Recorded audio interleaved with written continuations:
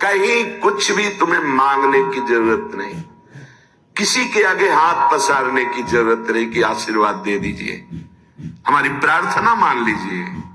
यदि आप नाम जापक हैं तो दूसरों को सुख देने की सामर्थ्य रखने वाले हैं। आप भगवान के अंश हैं। आप कोई साधारण नहीं, आप अपने स्वरूप को पहचानिए, ये भटकना छोड़िए। आप परम स्वतंत्र भगवान के अंश हैं, आप परम स्वतंत्र हैं।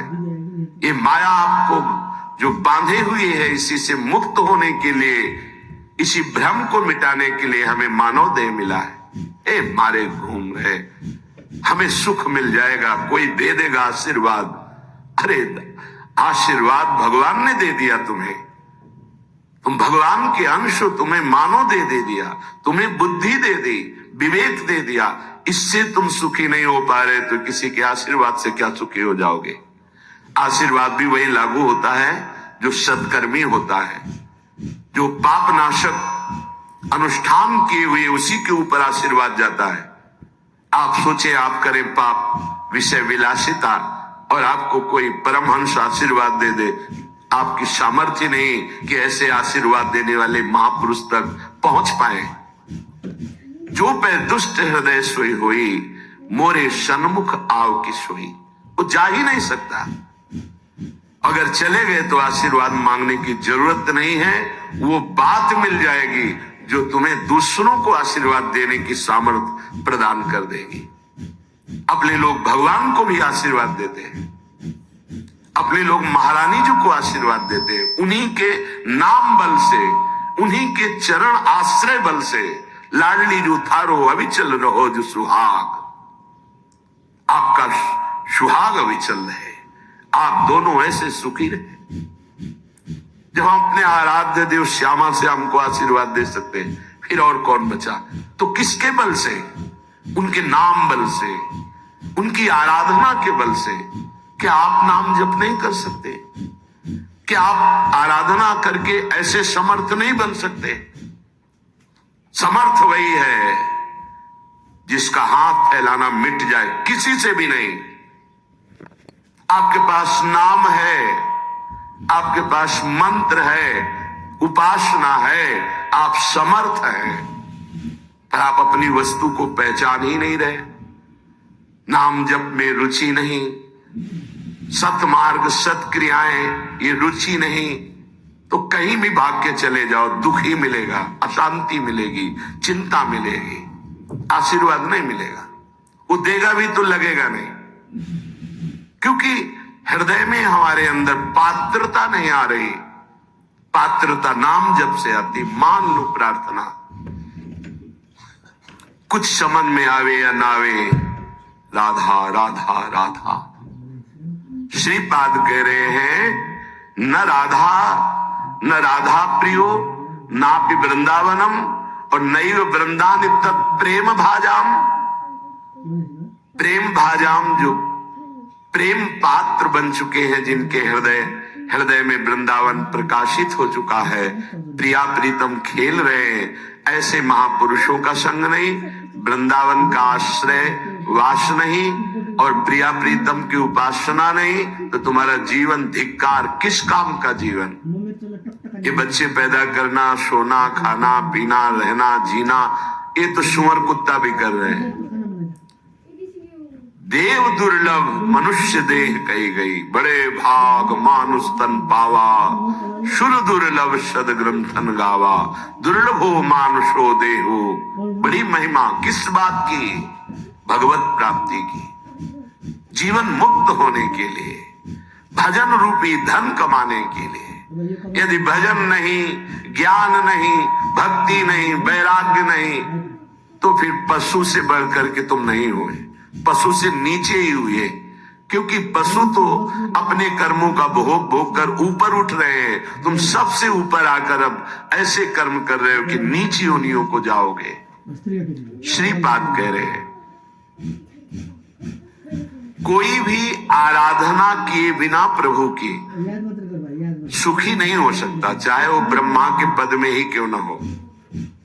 सच्ची मानना, अगर सुख का अनुभव होगा तो भगवत आराधना से। ये बैठ जाए दिमाग में, भोगों में सुख नहीं है। अनंत ब्रह्मांडों में जितने भोग हैं सब माया के द्वारा रचित हैं। अगर वो सुखद भोग लग सकता है तो प्रभु को अर्पित करने के बाद, प्रभु से जुड़ने के बाद, प्रभु की दृष्टि पड़ने के बाद, जैसे ऐसे हम पाते हैं तो अन्न है, लेकिन जब प्रभु को अर्पित करते हैं तो प्रसाद हो जाता है, और प्रसाद पाप का नाश करके हृदय में प्रसन्नता प्रकट करता है। प्रसन्नता ही भगवत आनंद की तरफ आगे बढ़ाती है।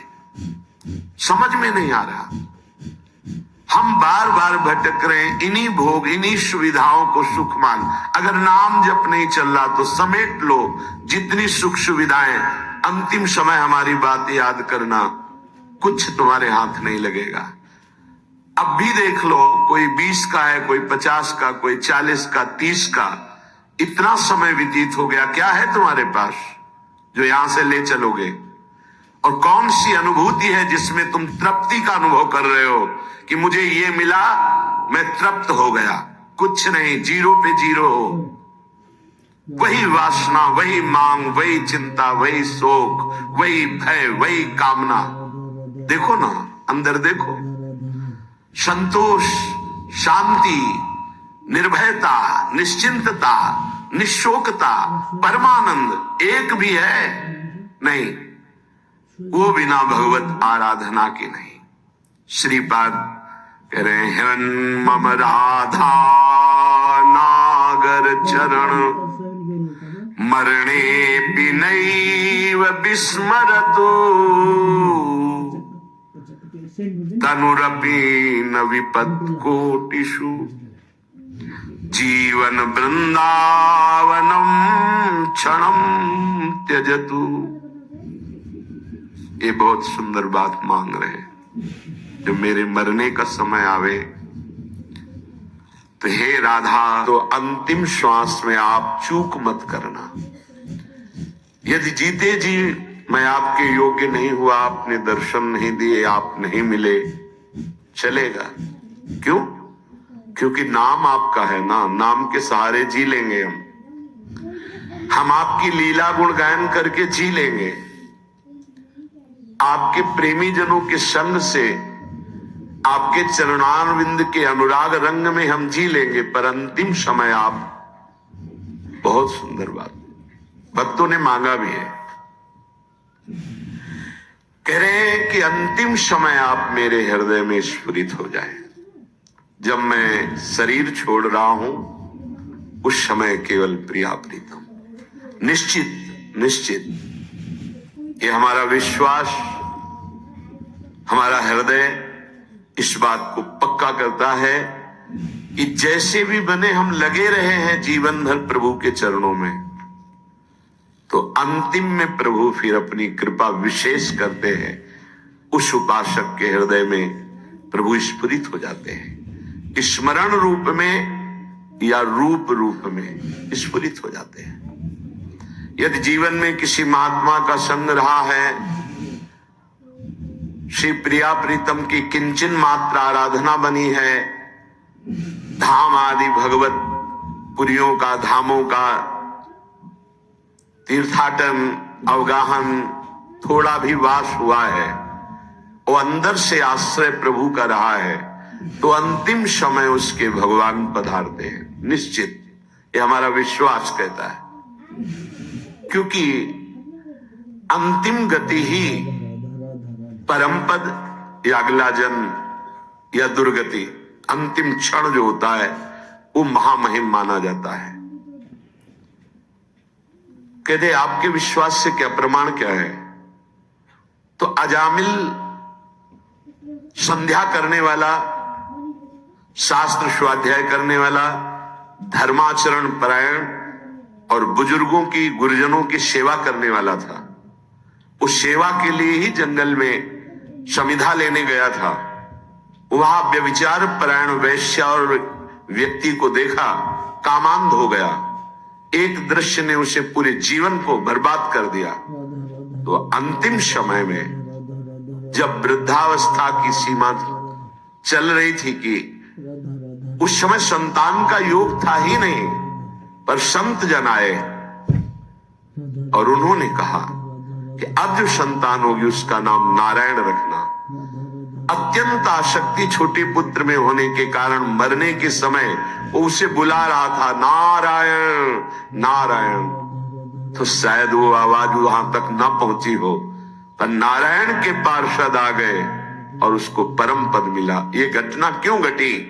क्योंकि धर्मात्मा था, वो अच्छे आचरण करने वाला था। कुसंग से भ्रष्ट हो गया तो क्या हुआ? हरि ने अंतिम संभाल दिया। तो जो अपने जीवन में प्रयासरत है कि नाम जप करो, जीवन में प्रयासरत है कि हमसे कोई पापाचरण न हो जाए, मेरे जीवन धन प्रभु के लिए है, तो ये हमारा विश्वास है अंतिम उसका बहुत मंगलमय होगा। जो जीवन में मनमानी आचरण करता है, पापाचरण करता है, ढेर सारी अभी बहुत समेट लिया, पर मरोगे तो कुछ साथ नहीं जाएगा। वो अंतिम समय जो तुम्हारी दुर्गति होनी वही तुम्हारे दिमाग में आ जाएगा और तुम उसी को प्राप्त होगे।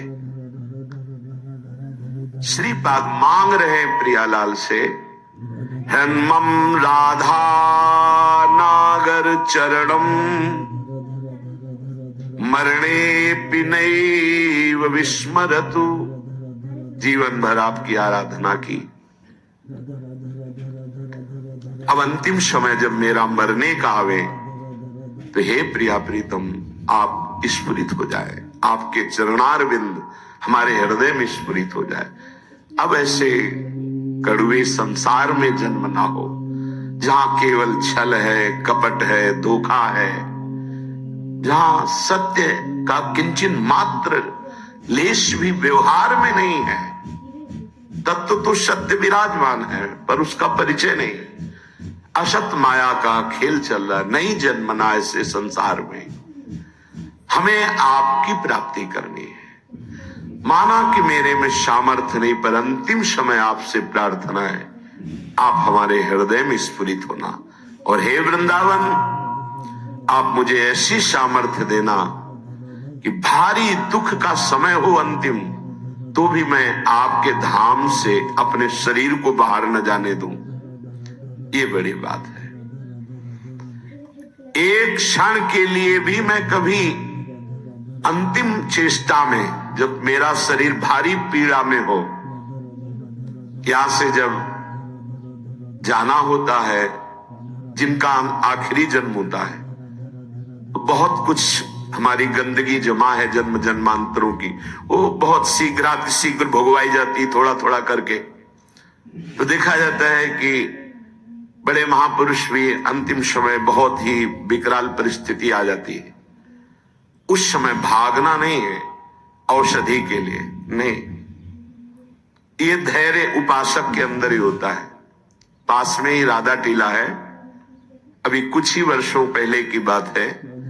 यहाँ के पूज्य जो महंत जी थे, बड़े ही कुंज बिहारी श्री हरिदास चरणारविंद के अनुरागी थे। रामकृष्ण मिशन में गए, परेशानियां बढ़ रही थी। उन्होंने जांच की, उन्होंने कहा यहाँ नहीं, आपको दिल्ली जाना होगा, या हो सकता है आगरे में हो जाए, या तो नहीं हो सकता न मथुरा में न वृंदावन में। कुंज बिहारी श्री हरिदास कौन जाएगा दिल्ली आगरा। हालत खराब होती चली गई। श्री हरिदास कुंज बिहारी श्री हरिदास। सबसे कहा कि स्वामी जी बुला रहे हैं हमें, जल्दी तैयारी करो जल्दी। ये अभी कुछ वर्षों की बात है, ये अपने सामने की बात कह रहे। जल्दी भोग बनाओ, नहीं तो भोग नहीं लगा पाओगे, समय है अभी, राजभोग जल्दी लगाओ। राजभोग लगाया, प्रसाद लाओ, प्रसाद। बैठो सब सामने, कुंज बिहारी श्री हरिदास, श्यामा प्यारी कुंज बिहारी श्री हरिदास दुलारी। कीर्तन शुरू हुआ, कोई समझ नहीं पा रहा क्या कह रहे, बस खून की उल्टी हुई, बोले स्वामी जी बुला रहे, चले गए। ये है जीवन भर की आराधना का स्वरूप। अंतिम लीला बड़ी विचित्र होती, उस समय आराध्य देव ही संभालते हैं। पूज्य शिवड़िया बाबा बैठे हुए इधर प्रभुदत्त ब्रह्मचारी जी की कथा नीचे बैठ करके एक संत सुना रहे हैं, हजारों की संख्या में सभा भरी। बाबा ने कहा आज यहां स्मशान होगा। अचानक कौन समझ पावे महापुरुषों की, आज यहां स्मशान होगा। आज हम पहले 2 श्लोकों की व्याख्या करते हैं। जिसका जन्म होता है उसकी मृत्यु निश्चित होती है। आत्मस्वरूप जन्मा है, उसकी कभी मृत्यु नहीं होती। धैर्यवान कभी मृत्यु से विचलित नहीं। कोई समझ ही नहीं पा रहा कि बाबा आज बेप्रसंग की चर्चा कैसे कर रहे हैं। अच्छा तो सब सुनो, जो चर्चा हो रही सुनो। प्रभुदत्त ब्रह्मचारी जी की भागवत। ओम शांत बैठ गए। आखिरी ओम बाबा का था। इतने में वही आश्रम में रहने वाला एक कुछ विक्षिप्त टाइप का, क्या भगवान दास कुछ ऐसे नाम था, वो आया, कहने लगा लाओ हम चवर डुलाएंगे। तो ऐसे अनाधिकारी पुरुष थोड़ी महापुरुषों की सेवा में लग जाते। नहीं, तुम हटो। क्योंकि सुलझा हुआ विवेकवान पुरुष ही महापुरुषों की सेवा में। उसको गुस्सा आया, गया तो चारा काटने वाला गड़ासा कहां से कैसे व्यवस्था की, एक था काल पहले से कंबल में ऐसे छुपा के आया और इतनी रफ्तार से बाबा की चांद पे ऐसे खुले हुए ऐसे मारा 6-6 इंच गड़ासा और ऐसे फव्वारा जैसे खून के ऐसे उठते। किसी को समझ में नहीं आया। सामने एक बूढ़ी माई थी, दौड़ के गई, लिपट गई, 5-6 गड़ासे मार चुके थे। अब कोई समझ ही नहीं पाया कि मतलब हो क्या रहा। काल का खेल देखो, वो सब आसपास, मतलब सब ऐसे ही। तत्काल माई ने, बूढ़ी माई ने उसको वश में किया। बूढ़ी माई ने, सब लोग उसको, फिर जो लीला, बाबा को एक इंजेक्शन लगाया गया कि अंतिम समय वो चेतना जागृत। ओ बस क्या पूरे जीवन तब ज्ञान की मूर्ति अंतिम लीला कैसे जा रहे। पूरे जीवन मां मां मां पुकारते हुए रामकृष्ण पर, अंतिम गले में कैंसर, विविध प्रकार की पीड़ाएं। ऐसी महाभाव दशा में पूज्य भाई जी अंतिम समय में, जिनका आखिरी जन्म होता है बड़ा, तो उसी लिए ये ब्रह्मबोध संपन्न महापुरुष है, जीवन मुक्त महापुरुष है, प्रेमी महापुरुष है। क्या इनकी महिमा वर्णन करे, पर ये हमारे लिए कह रहे हैं, हम सबके लिए। क्योंकि ये जो मांग रहे हैं ये तो प्राप्त है इनको, हर समय लीला में प्रवेश है इनका। इनको श्यामा श्याम की आखिरी दर्शन की आकांक्षा नहीं, क्योंकि इनकी आखिरी जीते जी हो गई। शरीर राग मुक्त भाव दे से अपने प्रिया प्रीतम के पास कोई आवश्यकता इस बात की मांगने की नहीं है। ये अपने लोगों के लिए कह रहे हैं कि हमें ये प्रार्थना करनी कि मुझे पता नहीं है कब मेरा अंतिम समय हो। हे प्रियालाल, ये हम बहुत बड़े महापुरुष की बात कह रहे हैं जो बहुत साधन परायण थे। काशी में मुझे बहुत आश्चर्य हुआ, ऐसे सब संत महात्मा घेरे हुए हैं, मध्य में वो लेटे हुए हैं। तो उनसे पूछा, स्वामी जी इस समय आपकी गति कहां है? ये चंद्रलोक नहीं, ये तो चंद्रमंडल के अंतर्गत जो चंद्रलोक है, जहां ये सूर्य लोक से भी ऊपर है। सूर्य को क्रॉस कर सके केवल दैवी शक्ति संपन्न जो त्रिगुणातीत है, उन महापुरुषों की, जो शुद्ध सात्विक शरीर वाले हैं, वो जो देवलोक का अतिक्रमण करके भी आगे बढ़ते हैं। सबसे ऊपर चंद्रलोक है, सूर्य लोक भी नीचे है शास्त्रीय पद्धति के अनुसार। तो उन्होंने कहा चंद्रलोक तक मैं समस्त मंडलों का भेदन करके पहुंच गया हूं, पर ब्रह्म या मोक्ष प्राप्ति तो होश उड़ गए कि ऐसे महापुरुष जो मोक्ष धर्म का ही वर्णन करते रहे, वो ऐसा बोल रहे। एक तरह से जैसे कहते हैं ना कि पैरों से धरती खिसक जाना, कि अपने लोग क्या हैं, अंतिम कैसी बात कर रहे हैं। तो उनका स्वामी जी तो क्या परम पद, तो उनका ये तो विश्वनाथ जी की कृपा के अधीन है। बस हृदय एकदम साधन पक्ष से हटकर कृपा पक्ष की मांग करने लगा कि अंतिम समय कह रहे कि आखिरी कैवल्य परम पद ये तो विश्वनाथ जी की कृपा से। समझ लो साधन कितना पहुंचा सकता है। वो महापुरुष कह रहे हैं कि अभी ब्रह्मलोक भी नहीं, जैसे स्वर्गलोक, महालोक, जनलोक, तपलोक, फिर ब्रह्मलोक, तो स्वर्गलोक के ऊपर ही है, क्योंकि स्वर्ग के अधिष्ठात्र ये सब लोकपाल देवता हैं। वरुण जी, सूर्य जी, अग्नि जी, वायु जी, चंद्र जी, ये सब लोकपाल हैं। इनके एक अपने अपने लोक हैं। उन लोकों में इनके आराधक उपासक वहां पहुंचते हैं। तो वो कह रहे हैं कि मैं केवल चंद्रलोक तक पहुंच पाया हूं, उसके ऊपर ब्रह्मलोक वहां भी नहीं गति हुई। और परम कैवल्य पद ये तो विश्वनाथ जी की कृपा से, क्योंकि काशी में शरीर छूट रहा है, जीवन भर उनके नाम पर रहे, तो वो गति उनकी, मेरी गति यहां तक और वो विश्व। तब ये समझ में आया कि आखिरी बात तो कृपा ही है। कि तभी लिखा है ध्यान मूलम गुरु मूर्ति, पूजा मूलम गुरु पदम, मंत्र मूलम गुरु वाक्यम, मोक्ष मूलम गुरु कृपा। महादेव गुरुदेव हैं, श्री जी गुरुदेव हैं, इन्हीं की कृपा से ही मोक्ष मूलम। तभी आजीवन आराधना करते रहते हैं, यही मांग रहे हैं। तनुरपि न विपत कोटिषु जीवन वृंदावनम क्षणम त्यजतु। बाबा को श्री जी लाई थी वृंदावन, उड़िया बाबा को। कई दिन से भूखे थे, एकांत में ब्रह्म चिंतन में बैठे हुए थे, शरीर भूखा था। पहुंच गए लाडली लाल बच्चे के रूप में संध्या काल के बाद। अब बाबा मैया ने कहा है कि कोई संत भूखे बैठे हैं, रोटी पाएगा।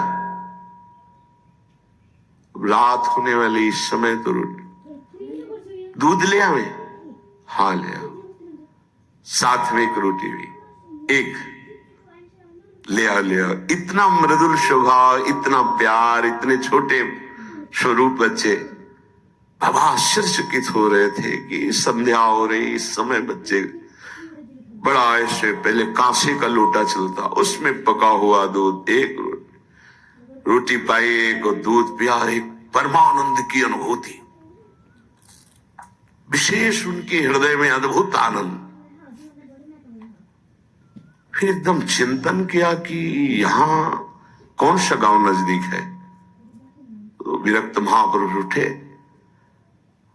काफी दूर खोजते, एक व्यक्ति मिला, बोले हाँ गांव नजदीक कोई है? बोले 10 किलोमीटर आसपास कोई गांव नहीं। अच्छा ठीक है। बैठे एकांत में आकर जी चिंतन किया तो देखा प्रिया प्रीतम। बोले ठीक है, अब आपका बुलावा आ रहा है तो हम आ रहे हैं आजीवन वृंदावन के लिए। देखो अंतिम यही लीलापूर्ण, बड़े करुणा में खींच लेते हैं, आओ खींच लेते हैं। तुम्हारा पवित्र हृदय हो गया है, बहुत तप किया है, आओ मैं तुम्हें परम पद प्रदान करती हूँ। बड़े कृपालु श्री प्रियालाल। एक चीज ध्यान रखनी है, तनुरपि न विपत कोटिषु, करोड़ों प्रकार के संकट आ जाए तो भी छोड़ना नहीं, ये अंतिम बन जाएगा। जिनको अखंड वृंदावन वास मिल गया है सावधान होकर सुने, और जिनको नहीं मिला है तो आश्रय ले ले। कई बार चर्चा की, रजरानी चरणामृत साथ है, वृंदावन का आश्रय है, और वाणी जी साथ है, तो जहां शरीर छूटेगा, जैसे भारतीय सैनिक राजकीय विभाग का कहीं भी शरीर छोड़े, भारत के आज्ञा के अनुसार, सरकार की आज्ञा के अनुसार गया हो, तो तिरंगे पे ही स्वागत होते हुए उसको भारत ही लाया जाएगा। ऐसे ही हम वृंदावन प्रिया प्रीतम के उपासी, कहीं भी शरीर छूटे, आप सम्मान पूर्वक श्रीधाम वृंदावन लाडली जी के महल में ही आएंगे, विश्वास कर लीजिए।